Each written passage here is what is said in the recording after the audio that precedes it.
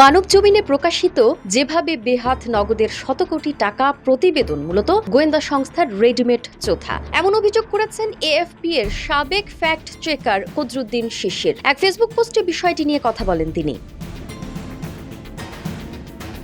শিশির তার স্ট্যাটাসে বিভিন্ন স্ক্রিনশট দিয়ে প্রমাণ করেন কিভাবে মানবজমিনের রিপোর্টের প্যারাগ্রাফগুলো গোয়েন্দা সংস্থার চোথার সঙ্গে হুবহু মিলে যায়। একটি পত্রিকার স্বনামধন্য রিপোর্টারের কাছ থেকে গোয়েন্দা সংস্থার এই চোথাটি সংগ্রহ করেছেন বলেও জানান সাবেক এই ফ্যাক্ট চেকার। গোয়েন্দা সংস্থার রেডিমেড রিপোর্টকে মানবজমিনের অনুসন্ধানী রিপোর্ট আকারে প্রকাশ করা সাংবাদিকতার নীতি বিরোধী কিনা প্রশ্ন তোলেন কদরুদ্দিন শিশির। সেই সাথে পাঠকদের জন্য এই প্রতারণা বলে মনে করছেন তিনি, কারণ পাঠকদের কাছে সংবাদ প্রতিবেদন হিসেবে গোয়েন্দা প্রতিবেদন পরিবেশন করা হয়েছে।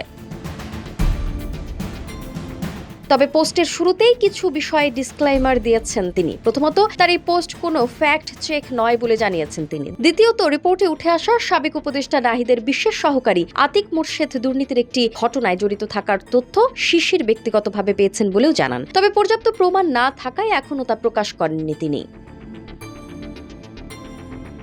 তিনি আরও জানান, আতিকের স্ত্রীর নগদে বড় পদে নিয়োগ এবং স্বার্থের দ্বন্দ্ব সংক্রান্ত তথ্য ইতিমধ্যে প্রকাশিত হয়েছে। কাজেই রিপোর্টে প্রকাশিত তথ্যের সত্যতা নিয়ে কোনো সন্দেহ প্রকাশ করেননি শিশির। শুধুমাত্র গোয়েন্দা প্রতিবেদনকে বর্ষিয়ান সাংবাদিক মতিউর রহমান চৌধুরীর পত্রিকা নিজেদের অনুসন্ধানী রিপোর্ট হিসেবে প্রকাশ করায় আক্ষেপ প্রকাশ করেছেন দ্য ডিসেন্ডের সম্পাদক কদরুদ্দিন শিশির।